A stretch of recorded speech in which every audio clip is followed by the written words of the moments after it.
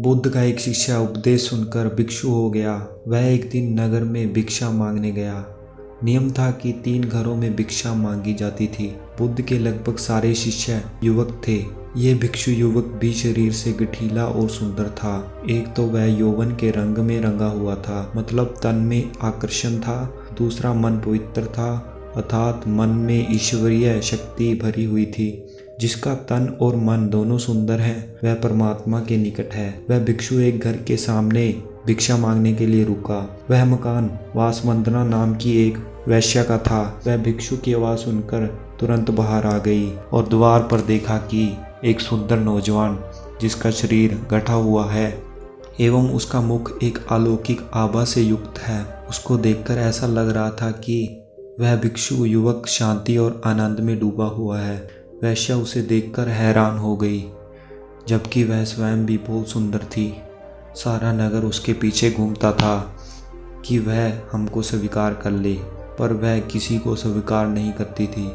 उस सुंदर नौजवान भिक्षु को देखते ही वासवंदता उसे अपना दिल दे बैठी। उसने भिक्षु से कहा, घर के भीतर आओ, तनिक बैठो। भिक्षु ने इनकार कर दिया, देवी मैं अभी नहीं आ सकता। वैश्या ने कहा, भिक्षु कभी इनकार नहीं करते, कोई बुलाए तो जाना चाहिए। मेरे भवन के भीतर आओ। भिक्षु, अगर भीतर आओगे तो कुछ ना कुछ पाओगे ही। अगर कुछ देना है तो द्वार पर ही दे दो। उस वैश्या का दिल और दिमाग उस युवक के आकर्षण में बिल्कुल डूब चुका था। उसको कुछ सुनाई ही नहीं पड़ रहा था।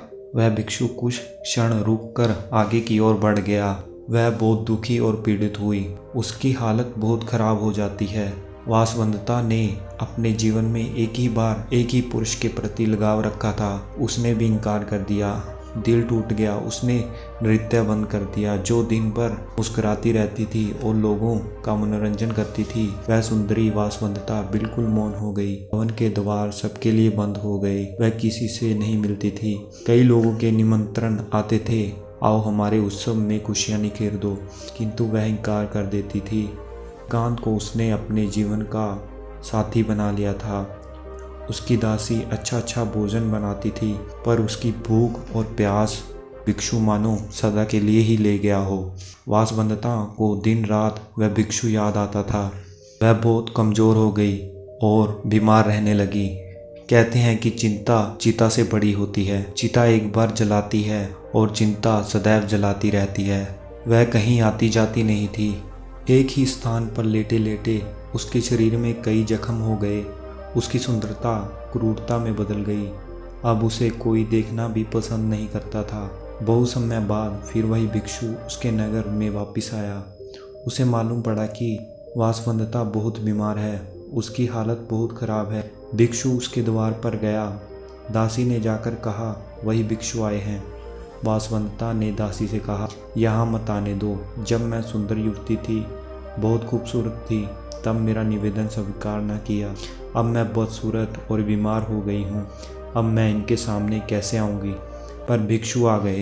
हे देवी, आज तुझे मेरी ज़रूरत है। उस समय तुझको मेरी ज़रूरत नहीं थी। उस समय तेरी सुंदरता, तेरे नाच गाने से मोहित होने वाले लोग हजारों थे, किंतु दुख की घड़ी में सब दूर हो जाते हैं। अब तू चिंता न कर, शर्मिंदा मत हो, मैं तेरे पास रहकर तेरी सेवा करूंगा। भिक्षु ने पवित्र भाव से उसकी सेवा की। वासवंदता की वासना मिट गई। उसका विवेक जाग उठा। भिक्षु उसे बुद्ध के पास ले गए। उसने प्रार्थना की, मुझे दीक्षा दो। बुद्ध से दीक्षा पाकर वह भिक्षुणी हो गई। अपना जीवन खुशी से व्यतीत करने लग गई। इस कहानी से हमें क्या सीखने को मिलता है कि अच्छे समय में तो सभी लोग आपके साथ होते हैं, लेकिन बुरे समय में कोई आपके साथ बात करना भी पसंद नहीं करता। तो लाइफ में अपने आप को इतना कामयाब कर लो, जिन लोगों को आपके साथ रहने में भी शर्म आती है और तुम्हें नीचा दिखाते हैं और कहते हैं तेरे से कुछ नहीं होगा, वह लोग भी आपकी कामयाबी के किस्से दूसरों को बताएं और कहें हमें पता था यह एक दिन ज़रूर कामयाब होगा। आई होप आपने इस वीडियो से कुछ नया सीखा होगा। अगर आपको यह वीडियो पसंद आई तो अपने दोस्तों के साथ शेयर कीजिए और चैनल को सब्सक्राइब कर लीजिए। मैं आपको मिलता हूँ नेक्स्ट वीडियो में। तब तक के लिए धन्यवाद।